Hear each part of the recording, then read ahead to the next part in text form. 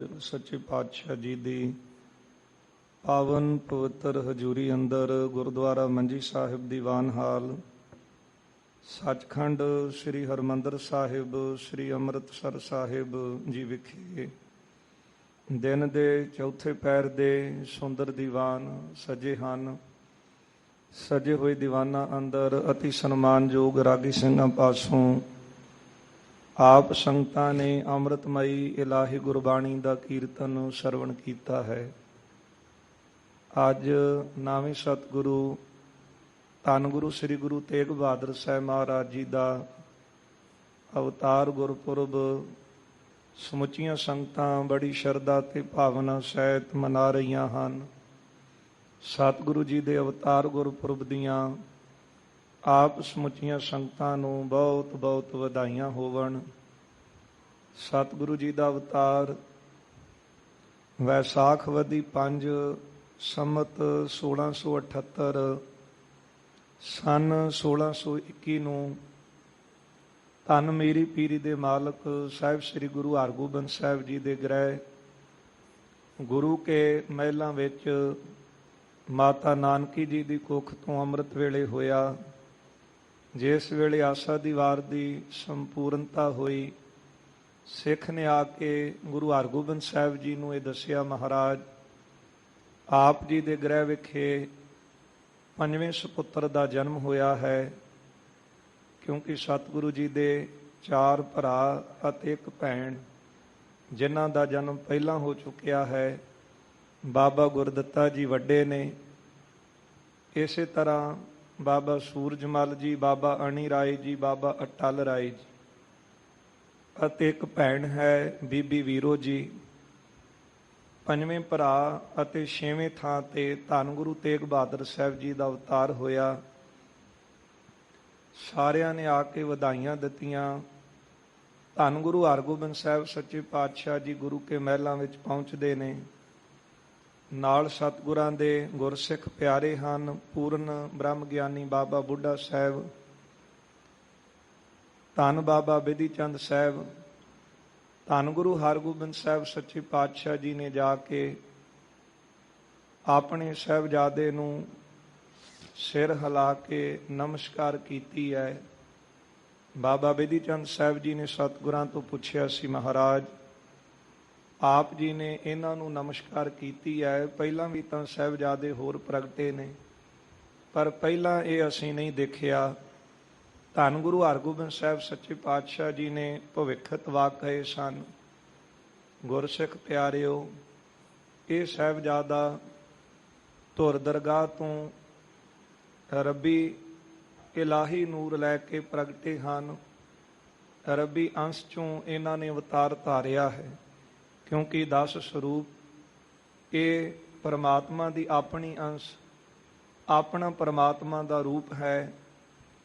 धन गुरु हरगोबिंद साहब जी ने बचन किए, जेड़े करतब इन्हां ने करने ना किसी ने दुनिया विच कीते ने, ना कोई आने वाले समय विच कर सकेगा। नाम सतगुरां ने अपने मुखार बेन तो तेग बहादुर रखिया।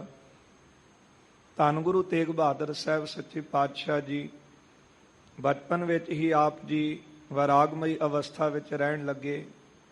जिस वक्त बाबा गुरदत्ता जी की बरात चढ़न लगी है, सर्दी की रुत सी, एक बालक नूं ठंड दे विच कंबदियां देखिया। अपनी कीमती पोशाक उतार के उस बालक नूं पवा दित्ती। माता जी पुछदे हन, पुत्र जी कीमती पोशाक कित्थे दे आए हो? धन गुरु तेग बहादुर साहब कहन लगे, माँ परमात्मा ने हिरदा ही ऐसा दिता है कि मेरे कोलों किसी का नंगेज देखिया नहीं जाता। एक बालक सी, ठंड विच ठरदा सी, उहनूं किहनूं किसी ने लैके देने सी, इस करके वो पोशाक उतार के उहनूं पवा दित्ती। एक विद्वान ने बड़ा सुंदर लिखिया है। वो लिखदा है कि बचपन विच ही आप जी ने संकेत दे दिता सी कि जे बच्चे का तन नंगा सी, उहदे नंगेज नूं ढकण वास्ते अपनी कीमती पोशाक उतार के उहदा नंगेज ढक दिता। जद हिंद धर्म की पत उतरदी देखी, चादर उतरदी देखी, ਧੰਨ ਗੁਰੂ ਤੇਗ ਬਹਾਦਰ ਸਾਹਿਬ ਸੱਚੇ ਪਾਤਸ਼ਾਹ ਜੀ ਨੇ ਆਪਣੇ ਤਨ ਦੀ ਪੁਸ਼ਾਕ ਬਣਾ ਕੇ ਹਿੰਦੂ ਧਰਮ ਦਾ ਜਿਹੜਾ ਸੀ ਉਹ ਸਤਿਗੁਰੂ ਗੁਰੂ ਤੇਗ ਬਹਾਦਰ ਸਾਹਿਬ ਜੀ ਨੇ ਪੱਤ ਨੂੰ ਢੱਕ ਲਿਆ। ਇਹਨਾਂ ਦੀ ਇੱਜ਼ਤ ਆਬਰੂ ਨੂੰ ਬਚਾਇਆ। ਧੰਨ ਗੁਰੂ ਕਲਗੀਧਰ ਸਾਹਿਬ ਜੀ ਦੇ ਬਚਨ ਪੜ੍ਹਦੇ ਹਾਂ, ਤਿਲਕ ਜੰਜੂ ਰਾਖਾ ਪ੍ਰਭ ਤਾਂਕਾ। ਐਸੇ ਦੀਨ ਦਿਆਲ ਸਤਿਗੁਰਾਂ ਦਾ ਵਿਆਹ ਕਾਰਜ ਕਰਤਾਰਪੁਰ ਦੀ ਪਾਵਨ ਧਰਤੀ ਤੇ ਧੰਨ ਗੁਰੂ ਹਰਗੋਬਿੰਦ ਸਾਹਿਬ ਸੱਚੇ ਪਾਤਸ਼ਾਹ ਜੀ ਦੀ ਹਾਜ਼ਰੀ ਦੇ ਵਿੱਚ ਹੋਇਆ। ਉਸ ਵਕਤ ਸਤਿਗੁਰਾਂ ਦੇ ਧਰਮ ਸੁਪਤਨੀ ਸਾਡੇ ਅਤੀ ਸਨਮਾਨਯੋਗ ਮਾਤਾ ਗੁਜਰ ਕੌਰ ਜੀ ਨੂੰ ਜਿਸ ਵੇਲੇ ਉਹਨਾਂ ਦੇ ਸਤਿਕਾਰਯੋਗ ਪਿਤਾ ਬਾਬਾ ਲਾਲ ਚੰਦ ਜੀ ਤੋਰਨ ਲੱਗੇ ਤੇ ਗੁਰੂ ਹਰਗੋਬਿੰਦ ਸਾਹਿਬ ਜੀ ਦੇ ਅੱਗੇ ਹੱਥ ਜੋੜ ਕੇ ਬੇਨਤੀ ਕੀਤੀ ਸੀ, ਸਤਿਗੁਰੂ ਜਿੰਨੀ ਸੇਵਾ ਆਪ ਜੀ ਦੀ ਕਰਨੀ ਬਣਦੀ ਸੀ ਮੇਰੇ ਕੋਲ ਹੋ ਨਹੀਂ ਸਕੀ, ਮੈਂ ਗਰੀਬ ਸਿੱਖ ਹਾਂ। ਧੰਨ ਗੁਰੂ ਹਰਗੋਬਿੰਦ ਸਾਹਿਬ ਜੀ ਨੇ ਭਾਈ ਲਾਲ ਚੰਦ ਨੂੰ ਗਲ ਦੇ ਨਾਲ ਲਾਇਆ।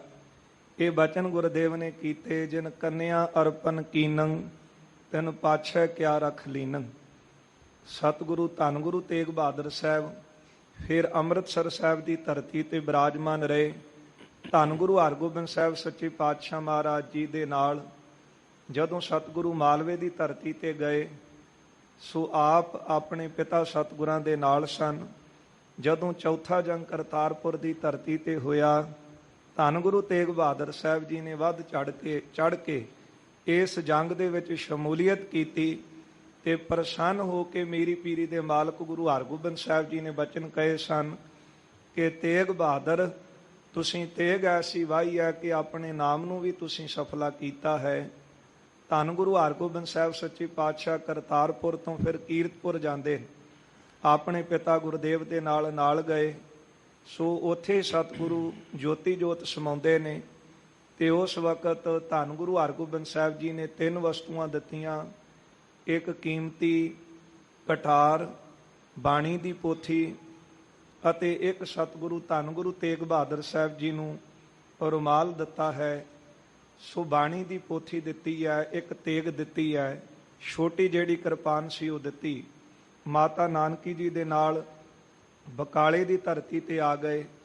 ਇੱਥੇ ਆਪ ਜੀ ਲੰਮਾ ਸਮਾਂ ਬਤੀਤ ਕਰਦੇ ਹਨ, 26 ਸਾਲ 9 ਮਹੀਨੇ ਕੁਝ ਦਿਨ ਸਤਿਗੁਰੂ ਇੱਥੇ ਰਹਿੰਦੇ ਹਨ।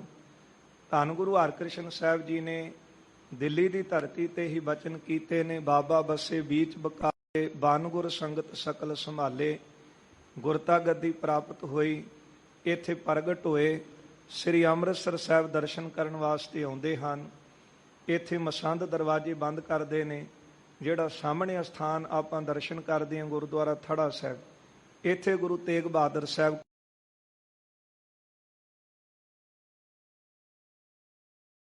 ਇੱਥੇ ਬਚਨ ਕੀਤੇ ਸਨ, ਮਾਈਆਂ ਰੱਬ ਰਜਾਈਆਂ ਵੱਲਾ ਗੁਰੂ ਕਾ ਗੱਲਾ। ਸੋ ਉਸ ਤੋਂ ਬਾਅਦ ਬਕਾਲੇ ਦੀ ਧਰਤੀ ਤੇ ਪਹੁੰਚਦੇ ਫਿਰ ਸਤਿਗੁਰੂ ਜਿਹੜਾ ਮਾਖੋਵਾਲ ਨਗਰ ਸੀ, ਇਹ ਜ਼ਮੀਨ ਸਤਿਗੁਰਾਂ ਨੇ ਮੁੱਲ ਖਰੀਦੀ ਹੈ। ਪ੍ਰਿੰਸੀਪਲ ਸਤਬੀਰ ਸਿੰਘ ਜੀ ਦੇ ਕਥਨ ਅਨੁਸਾਰ 22,000 ਦੀ, ਪਰ ਮਹਾਂਪੁਰਖਾਂ ਨੇ 1,25,000 ਦਾ ਜ਼ਿਕਰ ਕੀਤਾ ਹੈ ਕਥਾ ਵਿੱਚ। ਸੋ ਇਹ ਜ਼ਮੀਨ ਮੁੱਲ ਖਰੀਦੀ, ਨਾਮ ਚੱਕ ਨਾਨਕੀ ਰੱਖਿਆ। ਬਾਅਦ ਵਿੱਚ ਜਦੋਂ ਸਤਿਗੁਰੂ ਗੁਰੂ ਗੋਬਿੰਦ ਸਿੰਘ ਸਾਹਿਬ ਸੱਚੇ ਪਾਤਸ਼ਾਹ ਇੱਥੇ ਨਗਰ 'ਚ ਪਹੁੰਚਦੇ ਨੇ, ਇਹਨਾਂ ਦੇ ਆਉਣ ਤੇ ਆਨੰਦ ਸਾਹਿਬ ਦਾ ਪਾਠ ਕੀਤਾ ਸੀ, ਨਗਰ ਦਾ ਨਾਮ ਆਨੰਦਪੁਰ ਰੱਖਿਆ ਸੀ। ਸੋ ਸਤਿਗੁਰੂ ਇੱਥੋਂ ਫਿਰ ਗੁਰੂ ਕਲਗੀਧਰ ਸਾਹਿਬ ਮਹਾਰਾਜ ਆਪ ਲਿਖਦੇ ਨੇ, ਮੁਰ ਪਿਤ ਪੂਰਬ ਕੀਸ ਪਿਆਨਾ ਭਾਂਤ ਭਾਂਤ ਕੇ ਤੀਰਥ ਨਾਨਾ ਜਾਬੇ ਜਾਤ ਤਰਬੇਣੀ ਭਏ ਦਿਨ ਪੁੰਨ ਦਾਨ ਦਿਨ ਕਰਤ ਬਤਾਏ ਤਾਹੀਂ ਪ੍ਰਕਾਸ਼ ਹਮਾਰਾ ਭਇਓ ਪਟਨਾ ਸ਼ਹਿਰ ਵਿਖੇ ਭਵ ਲਿਓ। ਇਲਾਹਾਬਾਦ ਦੀ ਧਰਤੀ ਤੇ ਸਤਿਗੁਰੂ ਬਿਰਾਜਮਾਨ ਰਹੇ, ਜਿੱਥੇ ਵੱਡੀ ਸਿੱਖ ਸੰਗਤ ਗੁਰਦੁਆਰਾ ਹੈ। ਇੱਥੇ ਸਤਿਗੁਰੂ ਜੀ ਨੇ ਸ੍ਰੀ ਅਖੰਡ ਪਾਠ ਸਾਹਿਬ ਵੀ ਕਰਵਾਇਆ। ਇਸ ਤੋਂ ਬਾਅਦ ਸਤਿਗੁਰੂ ਅੱਗੇ ਪਟਨੇ ਪਹੁੰਚਦੇ ਹਨ।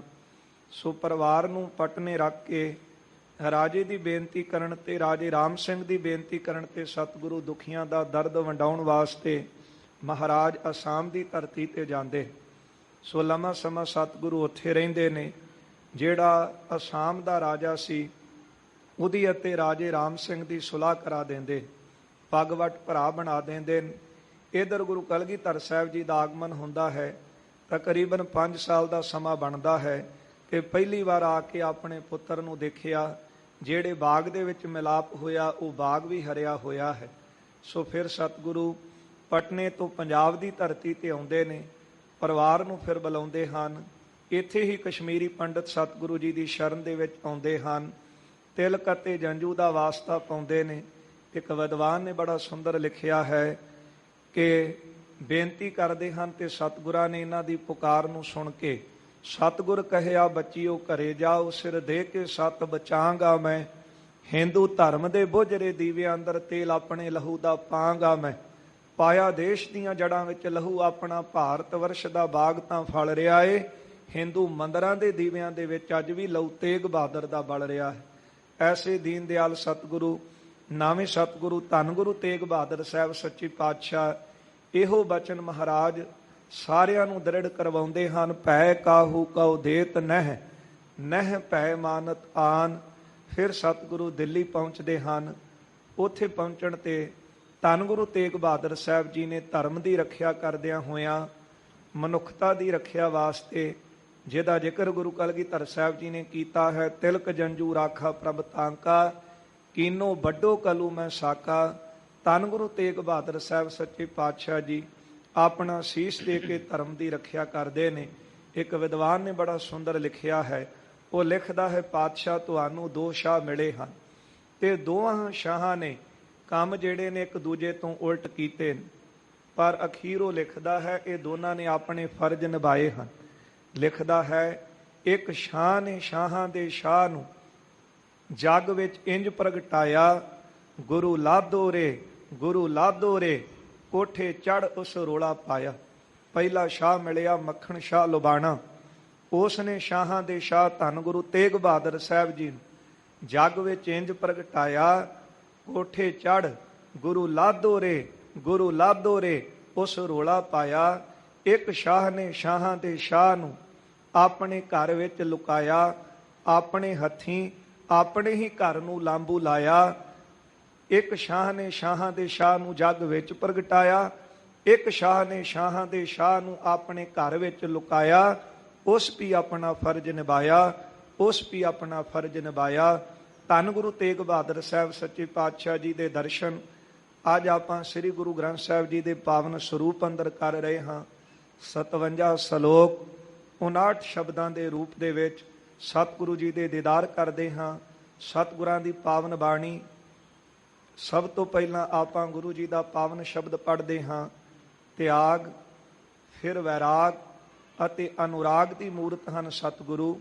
ਉਹਨਾਂ ਦੀ ਬਾਣੀ ਵਿੱਚੋਂ ਵੀ ਐਸੀ ਝਲਕ ਪੈਂਦੀ ਹੈ, ਐਸੇ ਦੀਦਾਰ ਹੁੰਦੇ। ਪਹਿਲਾ ਸ਼ਬਦ ਗੌੜੀ ਰਾਗ ਅੰਦਰ ਪੜ੍ਹਦੇ ਹਾਂ, ਸਾਧੂ ਮਨ ਕਾ ਮਾਨ ਤਿਆਗੂ, ਕਾਮ ਕ੍ਰੋਧ ਸੰਗਤ ਦੁਰਜਨ ਕੀ ਤਾਤੇ ਅਹਨਿਸ ਭਾਗੂ। ਇਹ ਤਿਆਗ ਹੈ। ਜੇ ਤਿਆਗ ਕਰਨਾ ਹੈ ਤੇ ਵਿਕਾਰਾਂ ਦਾ ਕਰੀਏ। ਜੇ ਸਤਿਗੁਰੂ ਜੀ ਨੇ ਵਿਰਾਗ ਦੀ ਗੱਲ ਕੀਤੀ, ਪ੍ਰੀਤਮ ਜਾਨ ਲਿਹੋ ਮਨ ਮਾਹੀ, ਆਪਣੇ ਸੁਖ ਸਿਓ ਹੀ ਜਗ ਬਾਂਧਿਓ, ਕੋ ਕਾਹੂ ਕੋ ਨਾਹੀ। ਤੇ ਅਖੀਰਲਾ ਸ਼ਲੋਕ ਸਤਿਗੁਰਾਂ ਦਾ 57ਵਾਂ ਸ਼ਲੋਕ ਪੜ੍ਹਦੇ ਹਾਂ, ਜਿਹਦੇ ਵਿੱਚ ਅਨੁਰਾਗ ਦੀ ਗੱਲ ਕਰਦੇ ਹਨ। ਧੰਨ ਗੁਰੂ ਤੇਗ ਬਹਾਦਰ ਸਾਹਿਬ ਸੱਚੇ ਪਾਤਸ਼ਾਹ ਮਹਾਰਾਜ ਜੀ ਦੇ ਪ੍ਰਕਾਸ਼ ਗੁਰਪੁਰਬ ਦੀਆਂ ਆਪ ਸੰਗਤਾਂ ਨੂੰ ਬਹੁਤ ਬਹੁਤ ਵਧਾਈਆਂ ਹੋਵਣ। ਦੂਜਾ ਦਿਹਾੜਾ ਅੱਜ ਅਨੰਨ ਪ੍ਰਭੂ ਦੇ ਅਨੰਨ ਭਗਤ ਸ਼੍ਰੋਮਣੀ ਭਗਤ ਭਗਤ ਧੰਨਾ ਜੀ ਦਾ ਜਨਮ ਦਿਹਾੜਾ ਹੈ। ਉਹਨਾਂ ਦੇ ਜਨਮ ਦਿਹਾੜੇ ਦੀਆਂ ਵੀ ਬਹੁਤ ਬਹੁਤ ਵਧਾਈਆਂ। ਭਗਤ ਜੀ ਦਾ ਜਨਮ ਪਿੰਡ ਧੁਆਨ ਕਲਾਂ, ਜ਼ਿਲ੍ਹਾ ਟਾਂਕ ਦੇ ਵਿੱਚ ਪਿਤਾ ਭੋਲਾ ਜੀ ਮਾਤਾ ਧੰਨੋ ਜੀ ਦੇ ਗ੍ਰਹਿ ਵਿਖੇ ਸਨ 1416 ਨੂੰ ਹੋਇਆ। ਆਪ ਜੀ ਬਚਪਨ ਵਿੱਚ ਹੀ ਸੋ ਸਿੱਧੇ ਸਾਦੇ ਸੁਭਾਅ ਵਾਲੇ ਸਿੱਧਕੀ ਸਨ। ਭਾਈ ਗੁਰਦਾਸ ਜੀ ਦੀ ਲਿਖਤ ਅਨੁਸਾਰ 10ਵੀਂ ਵਾਰ ਦੀ 13ਵੀਂ ਪੌੜੀ ਦੇ ਵਿੱਚ ਜ਼ਿਕਰ ਕਰਦੇ ਹਨ ਕਿ ਆਪ ਜੀ ਬਚਪਨ ਵਿੱਚ ਹੀ ਕਿਰਤ ਦੇ ਵਿੱਚ ਰੁਚੀ ਰੱਖਦੇ ਸਨ। ਬਾਹਮਣ ਪੂਜੈ ਦੇਵਤੈ, ਧੰਨਾ ਗਊ ਚਰਾਵਣ ਆਵੈ। ਤੇ ਜਿੱਥੇ ਭਗਤ ਧੰਨਾ ਜੀ ਗਊਆਂ ਚਰਾਉਣ ਵਾਸਤੇ ਜਾਂਦੇ ਸਨ, ਰਸਤੇ ਵਿੱਚ ਇੱਕ ਬ੍ਰਾਹਮਣ ਜਿਹੜਾ ਸੀ ਉਹ ਠਾਕੁਰ ਦੀ ਪੂਜਾ ਕਰਦਾ ਸੀ। ਦੇਖਦਿਆਂ ਭਗਤ ਧੰਨਾ ਜੀ ਦੇ ਮਨ ਵਿੱਚ ਵੀ ਚਾਉ ਪੈਦਾ ਹੋਇਆ, ਕਿਉਂਕਿ ਸਿੱਧੇ ਸਾਦੇ ਸੁਭਾਅ ਵਾਲੇ ਸਨ। ਪੰਡਤ ਨੂੰ ਜਾ ਕੇ ਕਹਿਣ ਲੱਗੇ ਕਿ ਮੈਂ ਵੀ ਇਸ ਤਰ੍ਹਾਂ ਪੂਜਾ ਕਰ ਸਕਦਾ। ਤੇ ਜਿਹੜਾ ਪੰਡਤ ਸੀ ਉਹਨੇ ਦੇਖਿਆ ਕਿ ਇਹ ਤਾਂ ਕਿਰਸਾਣੀ ਕਰਨ ਵਾਲਾ, ਖੇਤੀ ਕਰਨ ਵਾਲਾ ਹੈ, ਇਹ ਕਿਸ ਤਰ੍ਹਾਂ ਠਾकुर ਦੀ ਪੂਜਾ ਕਰ ਸਕਦਾ ਹੈ। ਗਲੋਂ ਲਾਉਣ ਵਾਸਤੇ ਉਹਨੇ ਇੱਕ ਪੱਥਰ ਲਪੇਟ ਕੇ ਭਗਤ ਧੰਨਾ ਜੀ ਨੂੰ ਦੇ ਦਿੱਤਾ। ਪਰ ਭਗਤ ਧੰਨਾ ਜੀ ਦਾ ਪੂਰਨ ਪ੍ਰੇਮ, ਸ਼ਰਧਾ, ਵਿਸ਼ਵਾਸ ਤੇ ਸਿਦਕ ਦੇ ਕਰਕੇ ਭਾਈ ਗੁਰਦਾਸ ਜੀ ਲਿਖਦੇ ਨੇ, ਪ੍ਰਤੱਖ ਹੋਏ ਗੁਸਾਈਆਂ। ਉਹ ਪ੍ਰਭੂ ਜੀ ਪ੍ਰਗਟ ਹੋਏ, ਰੋਟੀ ਖਾਹੇ ਸ਼ਾਹੇ ਮੁਖ ਲਾਵੈ, ਭੋਲਾ ਭਾਉ ਗੋਬਿੰਦ ਮਿਲਾਵੇ। ਉਹਨਾਂ ਦਾ ਭੋਲਾ ਭਾਵ, ਸੱਚੀ ਸੁੱਚੀ ਸ਼ਰਧਾ ਨੇ ਪ੍ਰਭੂ ਦਾ ਮਿਲਾਪ ਕਰਾਇਆ। ਧੰਨ ਗੁਰੂ ਤੇਗ ਬਹਾਦਰ ਸਾਹਿਬ ਮਹਾਰਾਜ ਜੀ ਦੇ ਬਚਨ ਪੜ੍ਹਦੇ ਹਾਂ। ਸਤਿਗੁਰਾਂ ਨੇ ਜਿੱਥੇ 4 ਭਗਤਾਂ ਦਾ ਜ਼ਿਕਰ ਕੀਤਾ ਹੈ, ਭਗਤ ਨਾਮਦੇਵ ਜੀ, ਭਗਤ ਰਵਿਦਾਸ ਜੀ, ਭਗਤ ਕਬੀਰ ਸਾਹਿਬ, ਭਗਤ ਸੈਣ ਜੀ ਦੇ ਜੀਵਨ ਤੋਂ ਪ੍ਰਭਾਵਿਤ ਹੋ ਕੇ ਉਹਨਾਂ ਦੀ ਪ੍ਰੇਮਾ ਭਗਤੀ ਵਾਲਾ ਜੀਵਨ ਦੇਖ ਕੇ ਤੇ ਭਗਤ ਧੰਨਾ ਜੀ ਇਸ ਤਰ੍ਹਾਂ ਭਗਤੀ ਕਰਨ ਲੱਗੇ। ਇਹ ਬਿਦ ਸੁਣ ਕੇ ਜਾਟ ਰੋਠ ਭਗਤੀ ਲਾਗਾ, ਮਿਲੈ ਪ੍ਰਤੱਖ ਗੁਸਾਈਆਂ, ਧੰਨਾ ਵੱਡ ਭਾਗਾ। ਭਗਤ ਧੰਨਾ ਜੀ ਪ੍ਰਭੂ ਦੇ ਅਨੇਨ ਭਗਤ ਸਨ, ਕਿਉਂਕਿ ਉਹਨਾਂ ਦੀ ਜਦੋਂ ਆਪਾਂ 3 ਸ਼ਬਦ ਗੁਰੂ ਗ੍ਰੰਥ ਸਾਹਿਬ ਜੀ ਵਿੱਚ ਪੜ੍ਹਦੇ ਹਨ, 2 ਸ਼ਬਦ ਭਗਤ ਧੰਨਾ ਜੀ ਦੇ ਆਸਾ ਰਾਗ ਦੇ ਵਿੱਚ, 1 ਸ਼ਬਦ ਭਗਤ ਜੀ ਦਾ ਧਨਾਸਰੀ ਰਾਗ ਦੇ ਵਿੱਚ ਪੜ੍ਹਦੇ ਹਾਂ। ਪਹਿਲਾ ਸ਼ਬਦ ਹੈ, ਰੇ ਚਿਤ ਚੇਤਸ ਕੀਨਾ ਦਇਆਲ ਦਮੋਦਰ, ਵਿਬਹਿ ਨ ਜਾਨਸ ਕੋਈ, ਜੋ ਧਾਵੈ ਬ੍ਰਹਿਮੰਡ ਖੰਡ ਕੋ ਕਰਤਾ ਕਰੇ ਸੋ ਹੋਈ। ਇੱਥੇ ਵੀ ਭਗਤ ਜੀ ਨੇ ਜ਼ਿਕਰ ਕੀਤਾ ਹੈ ਕਿ ਬੰਦਾ ਦੁਨੀਆ ਵਿੱਚ ਕਿਤੇ ਵੀ ਦੌੜ ਲਾ ਲਏ, ਪਰ ਜਿਉ ਕਰਤਾ ਪਰਮਾਤਮਾ ਵਾਹਿਗੁਰੂ ਕਰਦਾ ਹੈ, ਉਹੀ ਹੁੰਦਾ ਹੈ। ਇਹ ਪਹਿਲਾ ਸ਼ਬਦ। ਦੂਜੇ ਸ਼ਬਦ ਵਿੱਚ ਵੀ ਉਹਨਾਂ ਦੀ ਅਖੀਰਲੀ ਪੰਕਤੀ ਪੜ੍ਹਦੇ ਹਾਂ ਆਸਾ ਰਾਗ ਦੇ ਵਿੱਚ, ਧੰਨੈ ਧਨ ਪਾਇਆ ਧਰਣੀ ਧਰ, ਮਿਲ ਜਨ ਸੰਤ ਸਮਾਨਿਆ। ਕਿ ਭਗਤ ਧੰਨਾ ਜੀ ਨੇ ਨਾਮ ਰੂਪੀ ਧਨ ਦੇ ਨਾਲ ਕਮਾਈ ਵਾਲੇ ਸੰਤਾਂ ਦੀ ਸੰਗਤ ਕਰਕੇ ਧਰਤੀ ਤੇ ਆਸਰੇ ਪ੍ਰਭੂ ਦੀ ਪ੍ਰਾਪਤੀ ਕੀਤੀ। ਇੱਕ ਸ਼ਬਦ ਤਾਂ ਅਕਸਰ ਸਾਰਿਆਂ ਨੂੰ ਹੀ ਕੰਠ ਹੈ, ਉਹ ਧਨਾਸਰੀ ਰਾਗ ਦੇ ਵਿੱਚ ਹੈ, ਧੰਨਾ ਗੋਪਾਲ ਤੇਰਾ ਆਰਤਾ, ਜੋ ਜਨ ਤੁਮਰੀ ਭਗਤ ਕਰਨ ਤੇ ਤਿਨ ਕੇ ਕਾਜ ਸਵਾਰਤਾ। ਇਹ ਪਾਵਨ ਸ਼ਬਦ ਵਿੱਚ ਵੀ ਭਗਤ ਜੀ ਨੇ ਜ਼ਿਕਰ ਕੀਤਾ ਹੈ ਕਿ ਜਿਹੜੇ ਪ੍ਰਭੂ ਦੀ ਭਗਤੀ ਕਰਦੇ ਹਨ, ਉਹਨਾਂ ਨੂੰ ਕਿਸ ਵਸਤੂ ਦੀ ਕਮੀ ਰਹਿ ਜਾਂਦੀ ਹੈ, ਪ੍ਰਭੂ ਉਹਨਾਂ ਦੇ ਸਾਰੇ ਕਾਰਜ ਸਵਾਰਦੇ ਹਨ। ਅੱਜ ਭਗਤ ਧੰਨਾ ਜੀ ਦਾ ਵੀ ਜਨਮ ਦਿਹਾੜਾ ਹੈ। ਆਪ ਸਮੁੱਚੀਆਂ ਹੀ ਸੰਗਤਾਂ ਨੂੰ ਬਹੁਤ ਬਹੁਤ ਵਧਾਈਆਂ ਹੋਵਣ ਜੀ। ਆਓ ਗੁਰ ਸੰਗਤ ਜੀ, ਜੋ ਲੜੀਵਾਰ ਕਥਾ ਚੱਲ ਰਹੀ ਹੈ, ਜਗਤ ਗੁਰੂ ਧੰਨ ਗੁਰੂ ਸ੍ਰੀ ਗੁਰੂ ਨਾਨਕ ਦੇਵ ਸਾਹਿਬ ਸੱਚੇ ਪਾਤਸ਼ਾਹ, ਜਿਨ੍ਹਾਂ ਨੇ ਜਗਤ ਦੇ ਉਦਾਰ ਵਾਸਤੇ ਅਵਤਾਰ ਧਾਰਨ ਕੀਤਾ ਹੈ, ਪ੍ਰੇਮਾ ਭਗਤੀ ਨੂੰ ਪੈਦਾ ਕਰਨ ਵਾਸਤੇ, ਪਖੰਡਾਂ ਦਾ ਖੰਡਨ ਕਰਨ ਵਾਸਤੇ। ਜਿਹੜੇ ਲੋਕ ਰੱਬ ਦੇ ਨਾਂ ਦੇ ਉੱਤੇ ਪਖੰਡ ਕਰ ਰਹੇ ਸਨ, ਸੋ ਉਹਨਾਂ ਪਖੰਡੀਆਂ ਦੇ ਪਖੰਡਾਂ ਨੂੰ ਨਾਸ ਕਰਨ ਵਾਸਤੇ, ਇਹ ਉਪਦੇਸ਼ ਦੇਣ ਵਾਸਤੇ, ਨਾਨਕ ਨਾਮ ਨਿਰੰਜਨ ਜਾਣਿਓ, ਜਿੱਥੇ ਆਪ ਨਾਮ ਨੂੰ ਜਾਣਿਆ, ਕੀਨੀ ਭਗਤ ਪ੍ਰੇਮ ਲਿਵਲਾਈ, ਪ੍ਰੇਮਾ ਭਗਤੀ ਕੀਤੀ, ਉੱਥੇ ਸਾਰਿਆਂ ਨੂੰ ਇਹ ਉਪਦੇਸ਼ ਦਿੱਤਾ, ਏਕੋ ਹੈ ਭਾਈ ਏਕੋ ਹੈ, ਸਾਹਿਬ ਮੇਰਾ ਏਕੋ ਹੈ। ਐਵੇਂ ਸੂਰਜ ਨੂੰ, ਚੰਦਰਮਾ ਨੂੰ, ਧਰਤੀ ਨੂੰ, ਪਾਣੀ ਨੂੰ, ਅੱਗ ਨੂੰ, ਦਰਖਤਾਂ ਨੂੰ, ਪੱਥਰਾਂ ਨੂੰ ਦੇਵਤੇ ਬਣਾ ਕੇ ਪੂਜੋਗੇ ਤੇ ਲੋਕ ਗਇਓ ਪਰ ਲੋਕ ਗਵਾਇਓ। ਜੇ ਮਨੋਰਥ ਨੂੰ, ਜੀਵਨ ਦੇ ਮਨੋਰਥ ਨੂੰ ਸਮਝਣਾ ਹੈ, ਸਫਲਾ ਕਰਨਾ ਹੈ, ਫਿਰ ਇੱਕ ਪ੍ਰਭੂ ਦੀ ਪ੍ਰੇਮਾ ਭਗਤੀ ਕਰੋ ਅਤੇ ਫੇਰ ਹੀ ਪਰਮ ਪਦਵੀ ਦੀ ਪ੍ਰਾਪਤੀ ਹੋ ਸਕਦੀ ਹੈ।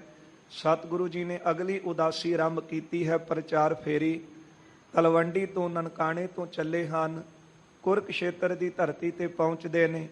ਇੱਥੇ ਮਹਾਰਾਜ ਜੀ ਨੇ ਸਾਰਿਆਂ ਨੂੰ ਉਪਦੇਸ਼ ਦਿੱਤਾ ਹੈ, ਪਾਂਡਿਆਂ ਨੂੰ ਵੀ ਪ੍ਰਭੂ ਦੀ ਪ੍ਰੇਮਾ ਭਗਤੀ ਕਰਨ ਦਾ ਉਪਦੇਸ਼ ਦ੍ਰਿੜ ਕਰਵਾਇਆ।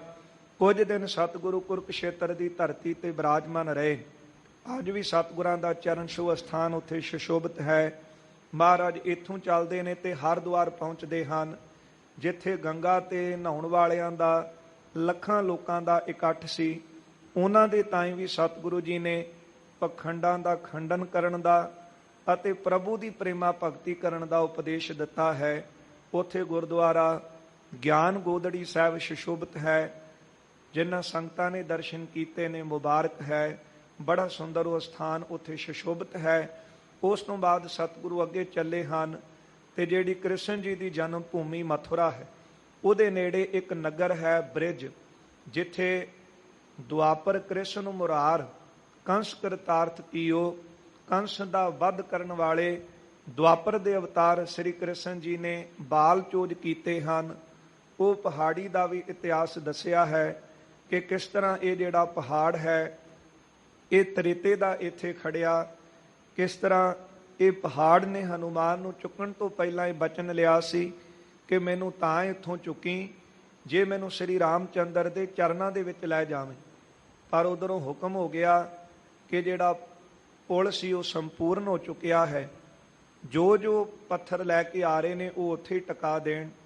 ਬਚਨ ਵੀ ਮੰਨ ਲਿਆ, ਪਰ ਪਹਿਲਾਂ ਬਚਨ ਜਿਹੜਾ ਉਹ ਪਹਾੜ ਦੇ ਨਾਲ ਹੋਇਆ ਸੀ ਉਹ ਰੱਖ ਕੇ ਬੈਠ ਗਏ।